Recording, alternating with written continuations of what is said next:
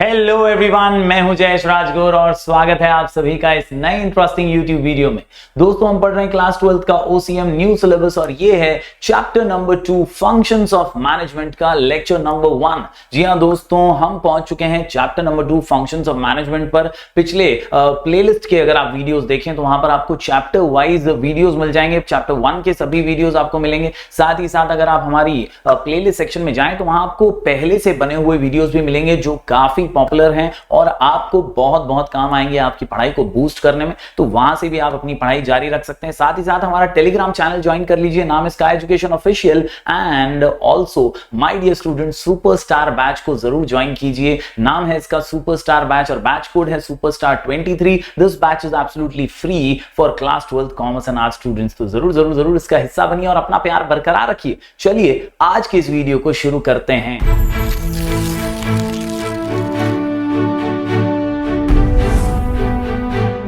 तो दोस्तों, जब बात आती है मैनेजमेंट की तो याद रखिए, management is what manager does. जो मैनेजर का काम है, जो उसका कार्य करने का पद्धति है, जिससे वो काम करता है, काम की उसकी जो कार्यशैली है, उसी को मैनेजमेंट कहते हैं। दोस्तों, management is an art of getting things done through the people, by the people, with the people. यानी लोगों के साथ रहकर ग्रुप एक्टिविटी की तरह जब आप काम करवाते हैं और लोगों से आसानी से काम निकलवा लेते हैं ना, इसी कला को मैनेजमेंट कहते हैं। दोस्तों, यहां पर हमारे सामने कुछ इंपॉर्टेंट बातें कही गई हैं मैनेजमेंट के बारे में। L.A. एलन कहते हैं management is what manager does and this definition focuses on the role of manager in the form of different functions। यानी जो कार्य हमारा मैनेजर करता है ना भाई, वो कार्य ही फंक्शंस के रूप में उसे निभाना पड़ता है बार बार लगातार। तो डिफरेंट फंक्शंस हैं दोस्तों, ये अलग अलग फंक्शंस ही इस चैप्टर में हमें पढ़ने हैं और ये डिफरेंट फंक्शंस ही मैनेजर का काम है। मैनेजर को यही ठीक से निभाने हैं ताकि ऑर्गेनाइजेशन की सफलता आसानी से बढ़ती जाए और ज्यादा मुनाफा ऑर्गेनाइजेशन कमा पाए। The functions of manager start with planning. शुरुआत होती है प्लानिंग से कि यार मैं गोल्स क्या बनाऊंगा, मेरा एम क्या है, ऑर्गेनाइजेशन का मकसद क्या है, मेरे को कितने प्रॉफिट कमाने हैं, कितना सेल्स होना चाहिए। एक मकसद होता है, वरना अंधा घोड़ा रेस में दौड़ा साला कहीं नहीं पहुंचा। याद रखिए, आपको बस ऐसे ही नहीं दौड़ना है, रेस में आपका कुछ लक्ष्य होना चाहिए, तभी आप उस लक्ष्य को हासिल भी कर पाएंगे। तो प्लानिंग से शुरुआत होती है और एंड होता है कंट्रोलिंग से कि भैया जो सोचा था वो एग्जैक्टली हो भी पाया या नहीं। तो कंट्रोलिंग एक ऐसा फंक्शन है जहां पर आप देखते हैं कि यार जो सोचा था, जितना सोचा था उतना हो पाया या नहीं। तो इस प्रकार के अलग अलग फंक्शन है और खासियत यह है that every function is inter related with other function. यानी हर फंक्शन मैनेजर का बहुत जरूरी है। मैनेजर का काम ही कुछ इस प्रकार का है कि हर काम उसका एक दूसरे से जुड़ा हुआ है, कनेक्टेड है। उसे प्लानिंग करनी बहुत जरूरी है, तभी वो ऑर्गेनाइजिंग कर पाएगा। ऑर्गेनाइजिंग करना बहुत जरूरी है, तभी वो स्टाफिंग कर पाएगा। स्टाफ लाया है तो उसे डायरेक्शन भी देना पड़ेगा, डायरेक्टिंग भी बहुत जरूरी। हर फंक्शन एक दूसरे से जुड़ा हुआ है, इंटर रिलेटेड। और इस चैप्टर की खासियत यह है कि हम हर फंक्शन को बारीकी से समझने वाले हैं। जी हां दोस्तों, inter related, they are inseparable in nature. इनको हम मैनेजमेंट के इन फंक्शंस को हम मैनेजर से कभी अलग नहीं कर सकते। बहुत जबरदस्त फंक्शंस हैं ये management functions, concern with all levels of management, fro top level हो, लोअर लेवल हो या अपर लेवल मैनेजमेंट या लोअर लेवल मैनेजमेंट। हर टाइप के मैनेजर को ये प्रिंसिपल्स, ये फंक्शंस को निभाना ही पड़ता है। दोस्तों, different management thinkers have classified functions of management differently. और यहां पर एक बढ़िया सा जो हेनरी फेयोल भाई साहब का डेफिनेशन है वो आप सभी को दिमाग में फिट कर लेना है, क्योंकि ये जो डेफिनेशन मैनेजमेंट का ये दे रहे हैं वो बहुत जबरदस्त है और आपको आंसर लिखने में बहुत ज्यादा हेल्प करेगा। क्या कहते हैं हमारे हेनरी फेयोल भाई साहब? Henri Fayol says that to manage is to forecast, manage is to forecast, manage is to forecast. Forecast यानी दूर की सोचना, आगे की सोचना, प्लान करना कि यार आगे सिचुएशन कैसी हो सकती है और मुझे किस तरह से काम निकलवाना है। तो मैनेज करना यानी फोरकास्ट करना, इसके अलावा प्लान करना, आगे की सोचना, प्लान करना, ऑर्गेनाइज करना, रिसोर्सेज को इकट्ठा करना और कमांड करना, लोगों को बताना कैसे काम करना है। जो एम्प्लॉइज हैं आपके, जो सबऑर्डिनेट्स हैं आपके, जो ग्रुप के अंदर लोग हैं, उन्हें समझाना कि किस तरह से काम करना, उन्हें कमांड करना और आखिर में कंट्रोलिंग करना, यानी जितना सोचा था उतना काम हुआ या नहीं इसकी जांच पड़ताल करना। तो कुल मिलाकर के what is Henri Fayol trying to say? तो हेनरी फेयोल कहते हैं FPOCC। क्या कह रहे हैं? FPOCC। F FPOCC, FPOCC, FPOCC, forecast, plan, organize, command and control. Forecast, plan, organize, command and control. Forecast, plan, organize, command and control. Forecast, plan, organise, command and control. एकदम आसान सा यहां पर हेनरी फ्योल का definition आ जाता है। To manage is to forecast and to plan, to organise, command and to control. उम्मीद करता हूं दोस्तों ये पहली स्लाइड आपको एक ब्रीफ इंट्रोडक्शन आसानी से दे पा रही होगी। चलिए बढ़ते हैं आगे और अब फंक्शंस ऑफ मैनेजमेंट के बारे में लुथर गुलिक भाई साहब क्या कह रहे हैं वो समझ लेते हैं। लुथर गुलिक जो है मैनेजमेंट के बड़े गुरु हैं और उन्होंने पोस्टडीकॉब इस नाम से मैनेजमेंट के फंक्शंस को अपने सामने पेश किया है। पोस्टडीकॉब ये हैं मैनेजर के काम, ये हैं मैनेजर के फंक्शंस और मैनेजमेंट के इन्हीं फंक्शंस को हमें आज के इस चैप्टर नंबर 2 के आंसर्स में समझना है। सबसे पहले पोस्टडीकॉब क्या है, तो they are different functions where P stands for planning,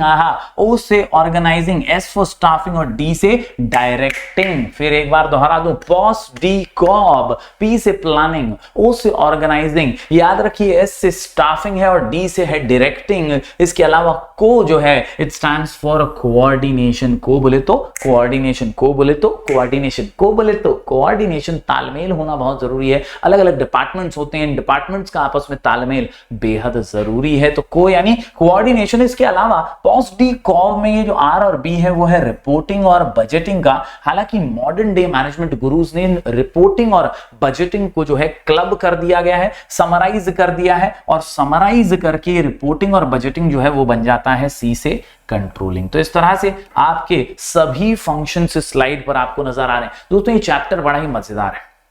यहां पर जितने फंक्शंस आपको दिख रहे हैं, प्लानिंग, ऑर्गेनाइजिंग, इसके अलावा स्टाफिंग, इसके अलावा डायरेक्टिंग, कमांड और कंट्रोल, यहां पर जो मैं आपको बता रहा हूं जो कोऑर्डिनेशन और कंट्रोल जैसे फंक्शंस हैं, इस चैप्टर का फ्लो बहुत ही सिंपल सा है। आपको पहले फंक्शन, उसका मीनिंग और डेफिनेशन समझना है। Function, meaning, definition, function, meaning, definition. Function समझो, मीनिंग समझो, डेफिनेशन समझो, फंक्शन समझो, मीनिंग समझो, डेफिनेशन समझो और फिर आंसर आएगा उसके इंपॉर्टेंस का। यानी दोस्तों एग्जाम में क्वेश्चन किस प्रकार का आ सकता है, तो एग्जाम में क्वेश्चन आता है explain the function of planning and importance of planning. Exam में क्वेश्चन आ सकता है explain the function of organising and importance of organising. बस इसी प्रकार के 6 क्वेश्चन आपको पढ़ने हैं, जहां आप प्लानिंग 1, ऑर्गेनाइजिंग 2, 3 स्टाफिंग, 4 डायरेक्टिंग और इसके अलावा 5 कोऑर्डिनेशन और 6 कंट्रोलिंग, ये 6 फंक्शंस के इंपॉर्टेंस आपको पढ़ने हैं। हर आंसर 10 पॉइंट का आंसर है। आसानी से सारे आंसर हमारे वीडियोस के जरिए आप पढ़ सकते हैं। ऑलरेडी हमारी चैप्टर 2 की प्लेलिस्ट रेडी है और उसमें आपको ऑलरेडी हमारे वीडियोस मिल जाएंगे, वहां से भी आप पढ़ाई कर सकते हैं। नए वीडियोस लगातार आते रहेंगे। लेकिन अगर आप थोड़ा भी अपने यूनिट टेस्ट वगैरह के लिए थोड़े पीछे छूट गए हैं तो जरूर प्लेलिस्ट के वीडियोस देखिए, आपको बेहद काम आएंगे। चलिए आज हम पहला फंक्शन डिटेल में समझ लेते हैं इस बेहद जबरदस्त से कीवर्ड के साथ, पोस्टडीकॉब के बाद। अब दोस्तों मैं आपको कहना चाहता हूं कि यार अपना जो अगला आज का फंक्शन है वो है P से प्लानिंग। तो चलिए प्लानिंग को डिटेल में समझ लेते हैं। तो दोस्तों जब प्लानिंग की बात आती है तो याद रखिए planning is the basic function of management. कैसा फंक्शन? बेसिक फंक्शन, यानी शुरुआत जो है मैनेजर के कामकाज की वो प्लानिंग से ही होती है। पहले आपको जॉट डाउन करने पड़ते हैं आपके ऑब्जेक्टिव्स क्या हैं, आपके मकसद क्या हैं, आप क्या ऑर्गेनाइजेशन में हासिल करना चाहते हैं, कितने प्रॉफिट्स बनाना चाहते हैं, कितना सेल्स करना चाहते हैं, जो भी आपके टारगेट्स हैं ना वो आपको दोस्तों पहले जॉट डाउन करने पड़ते हैं। That is what is called as planning and that is why ये बेसिक फंक्शन है। इसी से शुरुआत होती है और यही बाकी फंक्शंस को काम भी आता है। दैट इज व्हाई याद रखिए planning is the basic function of management. Every function is based on a planning. हर फंक्शन प्लानिंग पे बेस्ड है। हर फंक्शन प्लानिंग पे बेस्ड है। हर फंक्शन प्लानिंग पे बेस्ड है। एकदम आसानी से दोस्तों याद रखिए it includes deciding the things to be done in advance. क्या है ये प्लानिंग? तो भाई पहले से डिसाइड कर लेना है क्या करने वाले हो, किस तरह से करने वाले हो पहले से डिसाइड कर लेना, मतलब planning.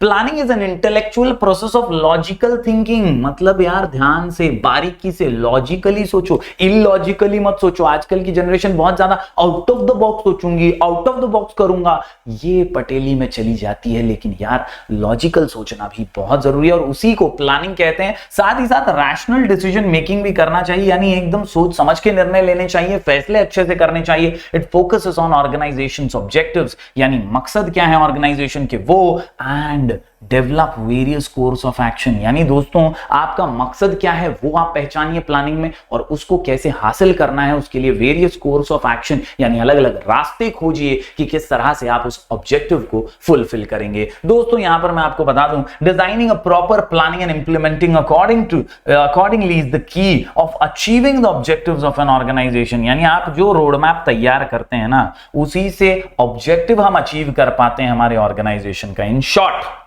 Planning is a detailed programme of future course of action. Simple है ना, एक आर्किटेक्ट है वो डायरेक्ट बिल्डिंग खड़ी करने नहीं देता है, वो पहले एक मॉडल बनाता है। आपने देखा होगा कई बड़े बड़े ऑफिस के अंदर बिल्डर्स वगैरह जो होते हैं, आर्किटेक्ट जो होते हैं, उनसे एक मॉडल बनवा लेते हैं बिल्डिंग का। वो मॉडल के जरा भी 19-20 बिल्डिंग नहीं बनती, इंजीनियर्स को कहा जाता है कि इसी तरह की बिल्डिंग बनानी है, और यही बहुत जबरदस्त सी प्लानिंग होती है। दोस्तों planning is deciding the future course of action, आगे जाकर क्या करना है उसे डिटेल में डिस्कस कर लेना, उसी को समझ लेना is called as a planning. उम्मीद करता हूं दोस्तों प्लानिंग का मीनिंग आपको समझा होगा। दोस्तों हमारे टेक्स्ट बुक के अंदर कॉन्सेप्ट बड़े ही क्लियर है, पहले मीनिंग है फिर डेफिनेशन है, पहले मीनिंग है फिर डेफिनेशन है, पहले मीनिंग है और फिर डेफिनेशन है। दोस्तों याद रखिए डेफिनेशंस दो दिए गए हैं यहां पर, एक है हेरोल्ड कून्स का डेफिनेशन, और साथ ही साथ यहां पर दूसरा जो डेफिनेशन है वो है जेम्स स्टोनर का definition. Yes, Harold Coons and James stoner के दो डेफिनेशन है, आप कोई भी एक बाय हार्ट कर सकते हैं, दिमाग में फिट कर सकते हैं, और फिर बोर्ड एग्जाम में आपको जो ठीक लगे वो प्रेजेंट कीजिए। आसान से दोनों ही डेफिनेशन है। हेरोल्ड कून्स और ओडॉनल जो है वो कहते हैं planning is deciding in advance. क्या? Deciding in advance. क्या? Deciding in advance. क्या? Deciding in advance. काय तो what to do, how to do it, when to do it and who is to do it. ससुरा का करना है, how कैसे करना है, और कब करना है, oh who is to do it कौन करेगा है, समझ रहे हो। सारे सवाल है, सारे के सारे सवाल जो है मैनेजर पूछ डालता है और खुद ही से पूछ के खुद ही जवाब दे डालता है। बड़ा ही टेंशन वाला काम है। Planning is deciding in advance. क्या? Planning is deciding in advance. Planning is deciding in advance what to do, how to do, when to do. बड़ा ही सिंपल है, देखिए what to do, how to do, when to do and who is to do it and who is to do it, यानी जो भी organisation का कामकाज है वो कैसे होगा, कौन करेगा, किसे वो काम असाइन किया जाएगा, वर्क एथिक्स क्या होंगे और किस तरह से किस दिशा में काम होगा, ये सारी बातें जो हैं यहां पर प्लानिंग के अंदर की जाती हैं। प्लानिंग एग्जैक्टली है क्या? तो it is bridges the gap from where we are and where we want to go. तो बहुत सिंपल है भाई, एक ब्रिज है, आप अभी जहां हैं और आप कहां पहुंचना चाहते हैं, आप जहां पहुंचना चाहते हैं उसके बीच का ब्रिज है प्लानिंग। अगर आप अच्छी प्लानिंग करेंगे तो आप डेफिनेटली वहां तक पहुंच पाएंगे। उम्मीद करता हूं दोस्तों आप कॉन्सेप्ट समझ पा रहे होंगे। यस, इसी प्लानिंग के जरिए आप पॉसिबल जो चीजें हैं वो समझ पाएंगे, विच वुड नॉट अदरवाइज। अगर आपको समझ नहीं आएगा, अगर आप प्लानिंग नहीं करेंगे तो you will be confused. Planning कीजिए ताकि आप सारी पॉसिबिलिटीज को समझ पाएं। उम्मीद करता हूं पहला डेफिनेशन आप समझोगे। एक और जबरदस्त और सबसे इजी और सबका फेवरेट डेफिनेशन है जेम्स स्टोनर का, planning is the process. Planning is the process. Planning is the process of what? Establishing goals and a suitable course of action to achieving those goals. आसान है, एकदम आसान है। क्या कह रहा है? कह रहा है बहुत ही सिंपल है, पहले डिसाइड करो फिर अचीव करो, डिसाइड करो फिर अचीव करो, बहुत ही सिंपल है। एस्टैब्लिशिंग गोल्स, पहले गोल्स को एस्टैब्लिश करो और फिर कैसे उन्हें अचीव करोगे उसके रास्ते डिसाइड करो। Establish goals and suitable course of action to achieve those goals.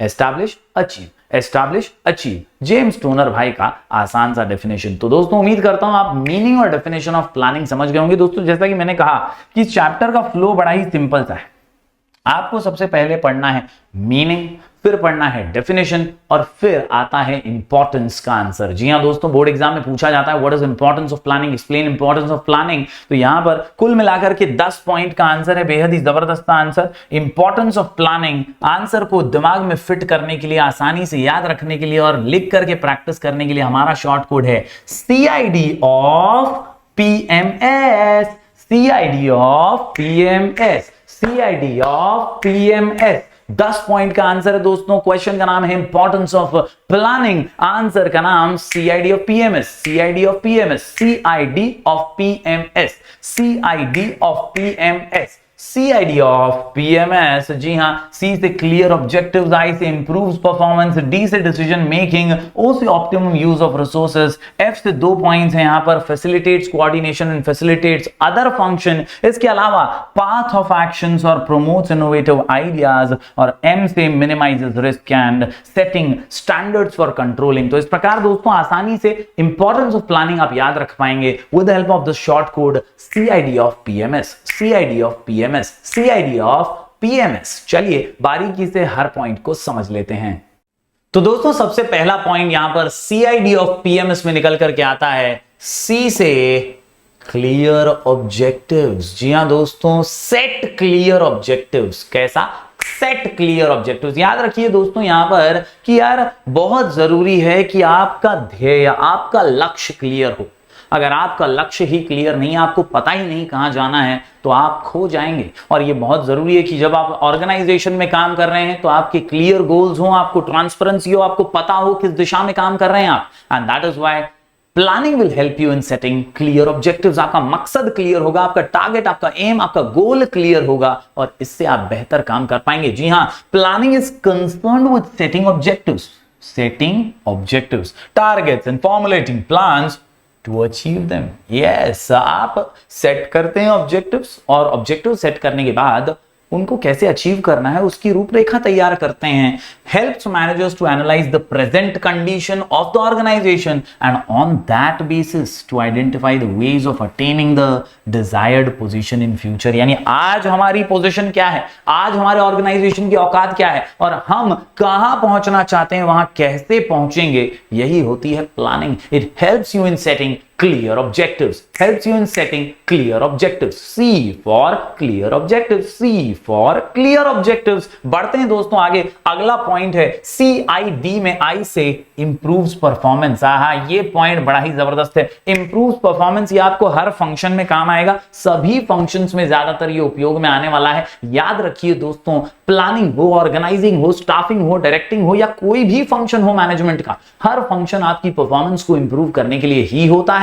जी हां, प्लानिंग यहां पर सबसे खास है और सबसे पहला फंक्शन है, that is why it improves the performance. आप प्लान के हिसाब से चल रहे हैं तो डेफिनेटली आप अपनी गति को बढ़ा पाएंगे, स्पीड को बढ़ा पाएंगे, एफिशिएंसी को बढ़ा पाएंगे, प्रोडक्टिविटी को बढ़ा पाएंगे और इससे कंपनी का मुनाफा भी बढ़ेगा, प्रॉफिटेबिलिटी भी बढ़ेगी। That is what is improves performance. जी हां दोस्तों, याद रखिए, it helps managers to improve future performances of employees by establishing objectives and selecting a course of action. It is beneficial for organization. Why? Planning leads to efficient working of the employees। यानी जो भी employees है ना, वो efficiently काम करने लग जाते हैं, अच्छे से काम, बेहतर तरीके से काम करना शुरू कर देते हैं। Due to proper planning, the employees can work according to timely guidelines, according to समय समय की गाइडलाइंस जो मिलती हैं उनका वो पालन कर पाते हैं। This improvement in performance, yes, this proper planning, यही प्लानिंग के जरिए परफॉर्मेंस इंप्रूव होता है, results into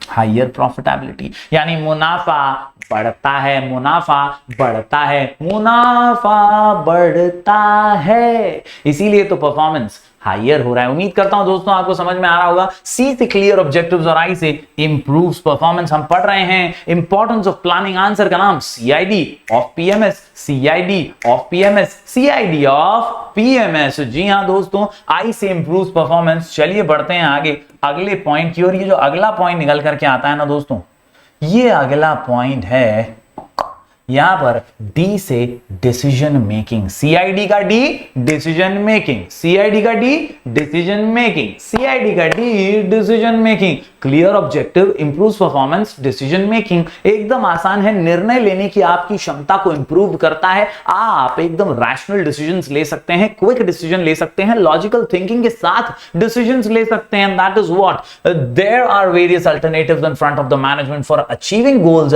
planning helps the management to select the best alternative, क्या to select the best alternative म्हणजे वागाचे पंजे। यहां पर बहुत सारे आपके सामने ऑप्शंस तो होते हैं, इन बहुत सारे ऑप्शंस में से, जी हां बहुत सारे ऑप्शंस में से बेस्ट ऑप्शन कौन सा है ना, वो पहचानना प्लानिंग का काम है। याद रखिए दोस्तों, best alternative by considering all positive and negative outcomes of all the alternatives. याद रखिए ये लाइन जो है ना बहुत महत्वपूर्ण है। Decisions are taken after selecting alternative course of action to achieve predefined goal. जो आपका पहले से गोल आपने सेट करके रखा है ना, उस गोल को आप अच्छे से एक्शन, कोर्स ऑफ एक्शन अपना करके पूरा कर पाते हैं। It helps the manager to take rational decision. कैसा decision? Rational decision. Rational decision का मतलब ही होता है नॉर्मल डिसीजंस, ये कोई ड्रास्टिक या out of the box decisions नहीं होते, ये नॉर्मल डिसीजंस होते हैं, लेकिन वो अच्छे से लेने में मदद मिलती है प्लानिंग के जरिए। तो यहां पर डी से डिसीजन मेकिंग। उम्मीद करता हूं सीआईडी आप समझ पाएंगे, हमारा शॉर्ट कोड है सीआईडी ऑफ पीएमएस।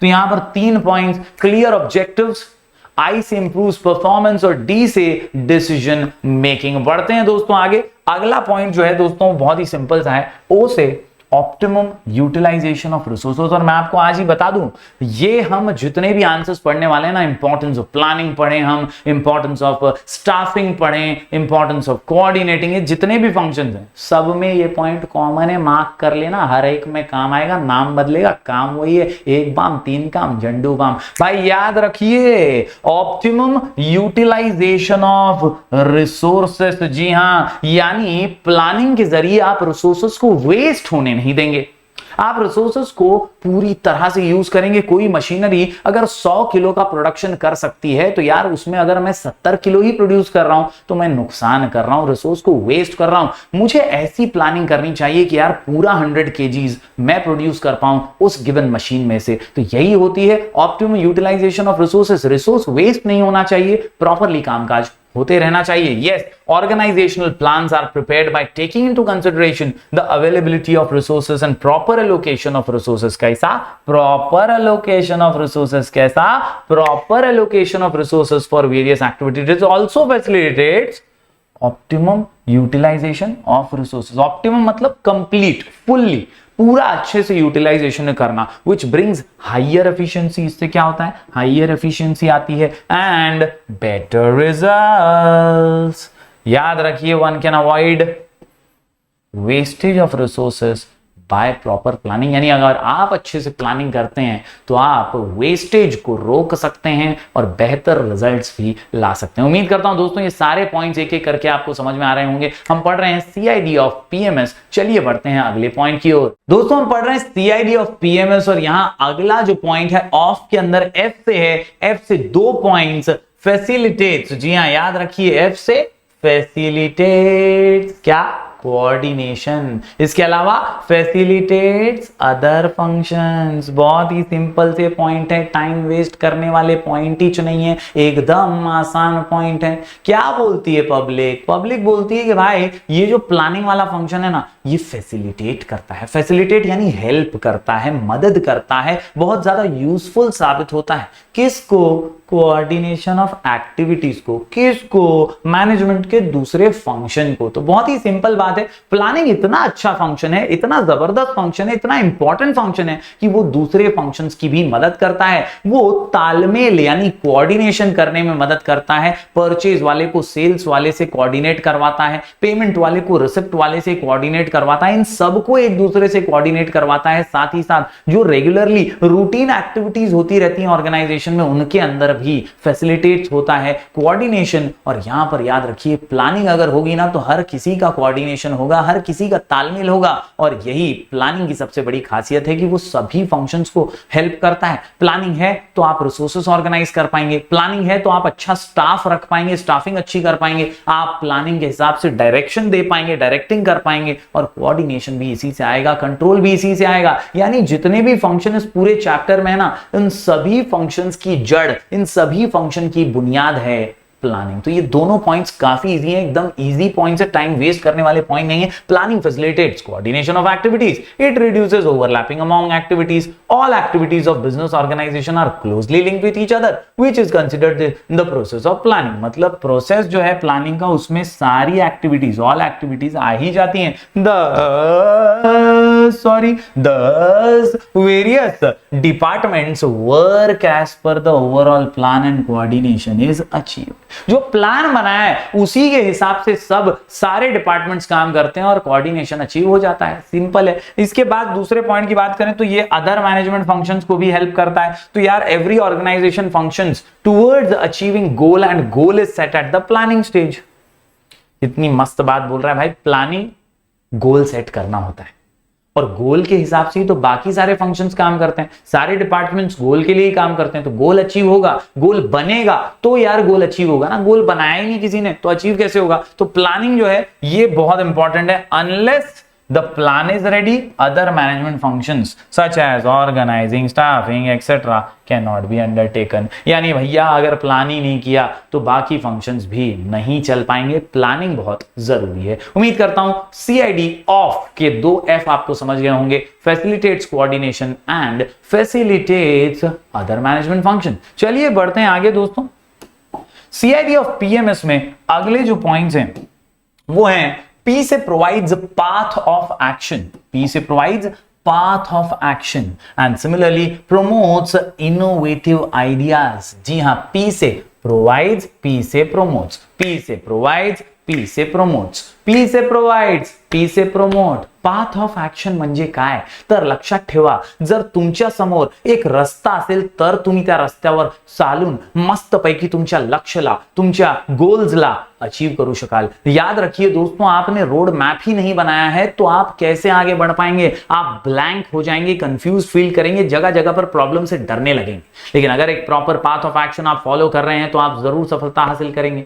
बिल्डर जब आर्किटेक्ट जो है वो एक मॉडल बनाता है ना बिल्डिंग का, तो वो model he path of action है। उसी के हिसाब से जो है बिल्डिंग बनती है और इंजीनियर्स काम करते हैं। वैसी ही पाइपलाइंस बिछाई जाती हैं, वैसे ही जो है पिलर्स बनाए जाते हैं और उसी तरह से एज इट इज काम किया जाता है। तो पाथ ऑफ एक्शन बहुत जरूरी है। Without path of action nothing can happen. और ये पाथ ऑफ एक्शन कौन करवाता है, कौन बनाता है? प्लानिंग ही तो बनवाता है। और इसीलिए सबसे इंपॉर्टेंट फंक्शन है ये। प्लानिंग इंश्योर्स दैट गोल्स और ऑब्जेक्टिव्स आर क्लियरली स्टेटेड। पहले पॉइंट में भी हमने यही पढ़ा ना, set clear goals, they act as a guide and they provide direction for doing right things. याद रखिए, ये जो प्लानिंग का फंक्शन है यही तो गाइडेंस देता है, राइट चीजें करने का गाइडेंस, और इसी से हम आसानी से आगे बढ़ पाते हैं। तो पहला बहुत ही आसान सा point, provides path of action. इसके अलावा दूसरा जो है वो है प्रोमोट्स इनोवेटिव आइडियाज। तो यहां याद रखिए कि यार प्लानिंग एक ऐसा फंक्शन है ना जो इनोवेशन को भी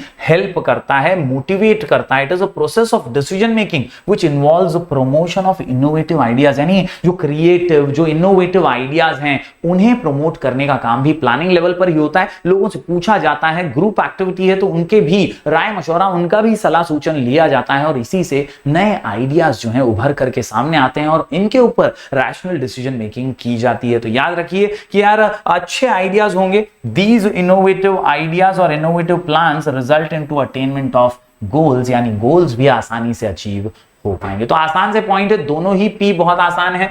provides path of action and promotes innovative ideas यानी क्रिएटिव आइडियाज। हम पढ़ रहे हैं सीआईडी ऑफ पीएमएस। आसान से पॉइंट है बॉस। सी से क्लियर ऑब्जेक्टिव्स, आई से हमने पढ़ा इंप्रूव्स परफॉर्मेंस, यहां डी से डिसीजन मेकिंग, ओ से optimum use of resources, 2 F पढ़े फैसिलिटेट्स कोऑर्डिनेशन और फैसिलिटेट्स ऑल मैनेजमेंट फंक्शंस, और अभी अभी 2 पी पढ़ लिए हमने, पाथ ऑफ एक्शन प्रोवाइड करता है और प्रमोट करता है इनोवेटिव आइडियाज को। उम्मीद करता हूं सारे पॉइंट्स आप समझ पा रहे होंगे। चलिए बढ़ते हैं आखिरी 2 पॉइंट्स की ओर। और ये जो आखिरी 2 पॉइंट्स है ना, बहुत ही सिंपल से पॉइंट्स है, एकदम आसान से पॉइंट्स है। और आप देख सकते हैं सबसे पहले एम से minimises the risk.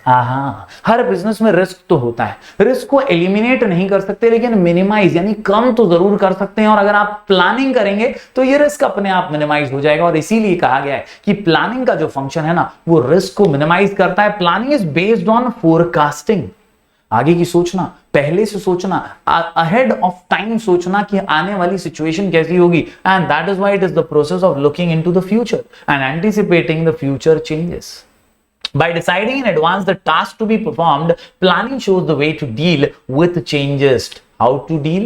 Way to deal changes and uncertain events. तो यार कोरोना काल आने वाला है ये तो किसी को पता नहीं था, लेकिन जो कंपनियां पहले से फ्यूचरिस्टिक थी और ऑनलाइन पहले से थी उनको कोरोना काल आने के बाद उतनी तकलीफ नहीं हुई क्योंकि उनका रिस्क जो था वो पहले से मिनिमाइज था। तो ये एक प्रॉपर प्लानिंग के जरिए ही हो पाता है। प्लानिंग रिस्क को मिनिमाइज कर देता है। It minimises the risk of future और अनसर्टेनिटीज ऑफ फ्यूचर। उम्मीद करता हूं ये पॉइंट आपको समझा होगा। आखिरी पॉइंट की बात करूं तो ये है एस से setting the standards for controlling.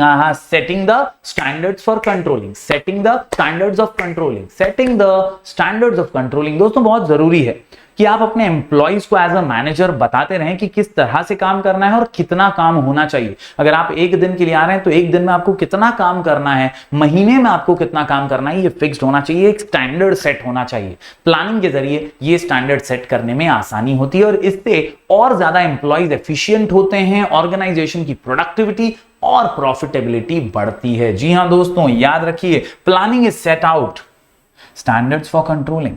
So the actual performance can be compared with the standards and managers can find out the deviation. बहुत सिंपल है। अगर आपने किसी को बोला है कि यार एक दिन में इतना काम करना है तो दिन के खत्म होते ही एज अ मैनेजर आप चेक कर पाएंगे कि यार उतना काम हुआ भी है नहीं, और जितना काम हुआ है वो जितना सोचा था उससे कितना कम या कितना ज्यादा है ये आप पता लगा पाएंगे with the help of proper planning if any between the actual and the standard performance. तो याद रखिए डिविएशन जो है उसको आप रेक्टिफाई कर पाएंगे। फर्क, डिविएशन यानी डिफरेंस, फर्क कितना है आपने सोचा था उसमें और जितना काम हुआ है उसके अंदर, तो डिविएशन समझ पाएंगे। And this can be bridged by taking controlling steps. Therefore planning provides basis for control, planning provides basis for control, planning provides basis for control. तो यहां पर आखिरी पॉइंट हमने कर लिया सीआईडी ऑफ पीएमएस में, setting the standards for controlling. उम्मीद करता हूं दोस्तों सारे पॉइंट्स आप समझ पाए होंगे। यहां पर हमने 10 पॉइंट का ये बेहतरीन सा आंसर कंप्लीट कर लिया है।